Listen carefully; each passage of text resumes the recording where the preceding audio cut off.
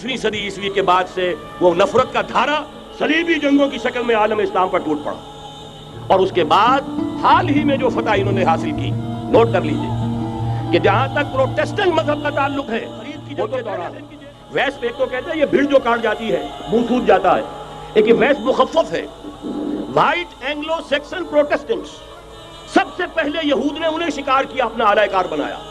یہی وجہ ہے آپ کو معلوم ہے 1917 میں انگریزوں کے ذریعے سے انہیں یہ اجازت ملی کہ فلسطین میں زمینیں بھی خرید سکتے ہیں، جائیدادیں بھی خرید سکتے ہیں۔ بالفور ڈیکلریشن، انگلستان کا وزیر خارجہ تھا جس نے یہ اجازت دلوائی ہے، ورنہ یہ کہ خلافت عثمانیہ جب تک قائم رہی ہے، خلیفہ عثمانی ترک خلیفہ نے اجازت نہیں دی، اس لیے کہ حضرت عمر رضی اللہ تعالیٰ عنہ نے، یہ بھی اب تاریخ کی ایک حقیقت بیان کر رہا ہوں جو شاید بہت سے حضرات کے علم میں نہ ہو، کہ جب یروشلم کے عیسائیوں نے سرنڈر کیا ہے یروشلم، حضرت عمر آئے ہیں، تشریف لائے ہیں مدینہ منورہ سے چارج لینے کے لیے، اس وقت جو ٹریٹی لکھی گئی ہے، جو معاہدہ ہوا ہے، اس میں وہاں کے یہودیوں، یہاں کے عیسائیوں نے طے کرایا تھا کہ یہاں آپ یہودیوں کو آباد خلافت کا خاتمہ کرایا گیا، کہ یہی سب سے بڑی رکاوٹ ہے۔ اگر خلافت ختم نہ ہوتی اور اگر کہیں جہاد کا اعلان خلیفہ عثمانی کی طرف سے ہو گیا ہوتا تو یہ کہی تھی بات، جب حضرت شیخ الہند رحمۃ اللہ علیہ جب یہ اسیری میں تھے مالٹا میں، تو وہاں کا انگریز کمانڈنٹ، اس نے چونکہ وہ کچھ مرید ہو گیا تھا یا کم سے کم عقیدت مند ہو گیا تھا، ایک روز حضرت شیخ الہند نے ان سے سوال کیا اس شخص سے کہ آپ لوگ ہماری خلافت کے پیچھے کیوں پڑے ہوئے؟ یہ تو بیمار، تم خود کہتے ہو یورپ کا مرد بیمار ترکی، آپ کو کیا ڈر ہے اس سے؟ آپ کیوں اس بیچاری خلافت کے در پہ ہیں؟ اس شخص نے جواب دیا تھا، مولانا اتنے بھول پن کے ساتھ بات نہ کیجئے، ہم بھی جانتے ہیں، آپ بھی جانتے ہیں، اگر کہیں خلافت عثمانیہ کی طرف سے جہاد کا اعلان ہو گیا تو پورے عالم اسلام سے لاکھوں مسلمان اپنے سروں سے کفن باندھ کر نکل آئیں گے۔ آج اس گئے گزرے دور میں بھی اس کمزور اور یوں سمجھیے کہ نام نہاد کے ذریعے سے انہوں نے سارے کام جو کروائے وہ در حقیقت اپنی سازشوں کے ذریعے سے اور مسلمانوں کو استعمال کر کے کروائے۔ بہرحال بات لمبی ہو رہی ہے، پہلی بات تو یہ ہے کہ وہی نقشہ اس وقت کا آج بھی ہے جہاں تک یہودیوں کا تعلق ہے، لیکن فرق یہ واقع ہو گیا کہ اس وقت عیسائی یہودیوں کے تابع نہیں تھے، بلکہ عیسائیوں اور یہودیوں کے مابین دشمنی تھی۔ آج یہودی عیسائیوں پر مسلط ہو چکا ہے، فرنگ کی رگے جہاں پنجے یہود میں ہے، اور آج کے فرنگ کا لیڈر امریکہ ہے۔ امریکہ کا صدر یوں سمجھیے کہ وہ ان یہودیوں کا غلام ہے، مجال نہیں کہ ان کی مرضی سے ادھر سے ادھر ہو جائے، اور اگر کوئی غلطی سے ادھر سے ادھر ہو جائے تو اس کا پتہ چاک ہو جائے گا۔ آپ دیکھیے کیا حشر ہوا ہے بش کا، حالانکہ بہت بڑا ہیرو بن کر نکلا تھا گلف وار سے، لیکن ذرا سا ایک بیان دے دیا تھا کہ جو اسرائیل کو پسند نہیں آیا، تو جو الیکشن میں چاروں شانے چت ہوا ہے اس کا جو حشر ہوا ہے وہ دیکھ لیجیے۔ تو پہلی بات تو یہ سمجھ لیجئے کہ آج بھی یہودی، یہ نیو ورلڈ آرڈر ہے، نیو ورلڈ آرڈر، اور اس میں عیسائی دنیا اس کی اعلی کار ہے۔ اب صورتحال کیا ہے؟ عیسائی دنیا، میں ایک بات بتا رہا تھا بیچ میں رہ گئی، کہ جہاں تک پروٹیسٹنٹ عیسائی تھے وہ تو پہلے ان کے ہاتھ میں تھے، حال ہی میں انہوں نے جو فتح حاصل کی ہے وہ کیتھولک عیسائیت کو بھی اپنے ہاتھ میں لے لیا ہے۔ چنانچہ پوپ صاحب نے فرمان جاری کر دیا ہے کہ ہمارے جو مذاکرات صلح کے ہو رہے تھے، جن میں یاسر عرفات بھی تھے اور یہ اسحاق رابین گیا ہوا تھا واشنگٹن، وہاں سے واپس آیا ہے تو روم میں رک کر پاپائے روم سے ملاقات کر کے تشریف لائے ہیں، انہیں دعوت دی ہے کہ یروشلم آئیے، اور ویٹیکان نے تسلیم کر لیا ہے اسرائیل کو، اور ویٹیکان کا اب جو ہے ایک ایمبیسی، اس کا جو ہے سفارت خانہ وہ یروشلم میں بننے والا ہے، اور پوپ صاحب بھی وزٹ کرنے والے ہیں۔ گویا کہ یہ گٹھ جوڑ اب مکمل ہو چکا، اب کہیں اس میں کوئی کمی نہیں رہی۔ اس یونائٹڈ فورس کے ساتھ یہ نیو ورلڈ آرڈر اس وقت عالم اسلام پر حملہ آور ہے۔ اب اس میں نوٹ کیجئے کہ اس وقت کی فضا ہے کیا۔ عالم اسلام میں سے عالم عرب ان کے شکنجے میں جا چکا، کیوں بنا کر کھڑے ہوئے ہیں اسرائیل کو ماننے کے لیے اور سر تسلیم خم کرنے کے لیے۔ انہیں بلا کر میڈرڈ میں پیش کیا گیا یہودیوں کے سامنے کہ تم جن کے ساتھ ایک ٹیبل پر بیٹھنے کو تیار نہیں تھے، میڈرڈ میں آؤ، آؤ اپنا قبرستان دیکھو، یہ اسپین کی سرزمین، یہاں تم نے 800 برس حکومت کی تھی، یہ تمہارا قبرستان، یہاں آؤ اور بیٹھو اور ان کے ساتھ بات کرو۔ گئے تھے کہ نہیں تمام فرنٹ لائن سٹیٹس میڈرڈ میں؟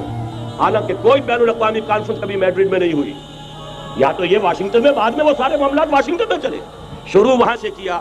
اس لیے کہ نیوز ویک کا کچھ عرصے پہلے کور سٹوری جو تھی 1992 is the year of Spain. Why? 1592 was the year of the fall of Granada.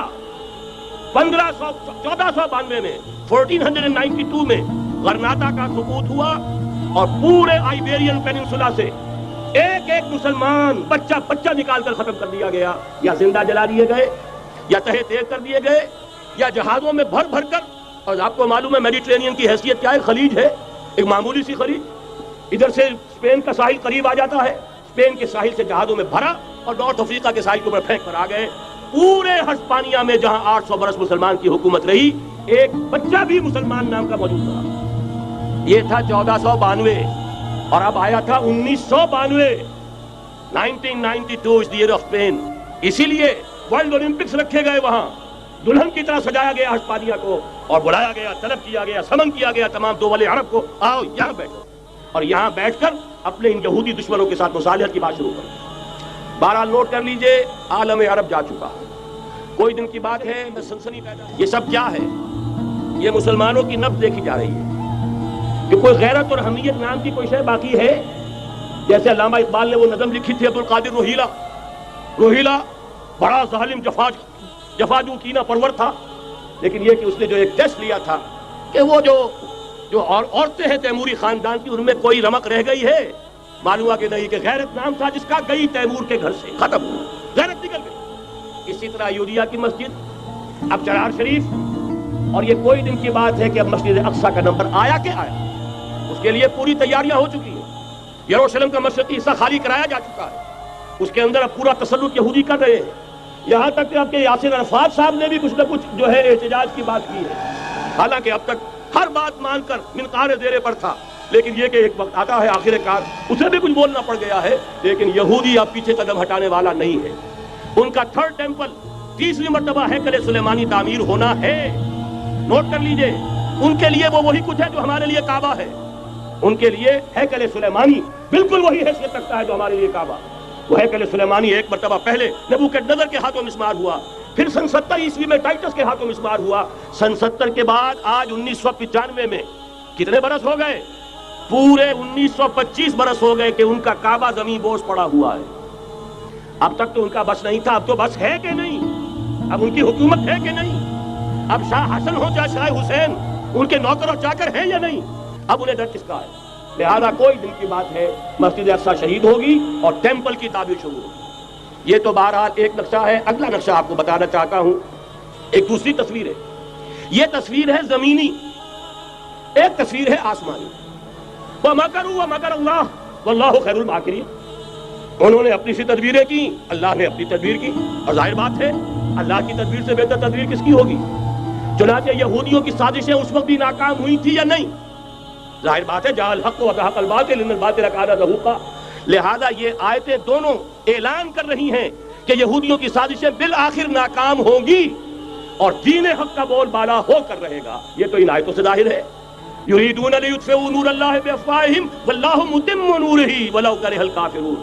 یریدون ان یطفئوا نور اللہ بافواہہم ویأبی اللہ الا یتم نورہ ولو کرہ الکافرون. هو الذی ارسل رسولہ بالہدی ودین الحق لیظہرہ علی الدین کلہ ولو کرہ المشرکون. اللہ نے تو بھیجا ہی ہے اپنے رسول کو اس فیصلے کے ساتھ اور یہ ذمہ داری اور مشن دے کر کہ جو دین حق آپ کو دے کر بھیجا جا رہا ہے اسے غالب کیجئے، نافذ کیجئے، قائم کیجئے. تھوڑا سا تحمل کے ساتھ غور کیجئے گا، کہیں میرے خلاف کوئی فتویٰ دینا شروع کر دیں. کیا حضور کا مقصد بعثت اس وقت مکمل ہو گیا تھا؟ ایک درجے میں ہو گیا کہ جزیرہ نماء عرب پر اللہ کے نور کا بھی اتمام ہو گیا، اللہ کا دین بھی غالب ہو گیا. ہو گیا کہ نہیں ہو گیا؟ لیکن کیا محمد الرسول اللہ صرف عرب کے لیے بھیجے گئے تھے؟ قرآن کہتا ہے ببانگ دول وما ارسلناک الا کافۃ للناس بشیرا ونذیرا. اے محمد صلی اللہ علیہ وسلم، ہم نے نہیں بھیجا ہے آپ کو مگر پوری نوع انسانی کے لیے بشیر اور نذیر بنا کر.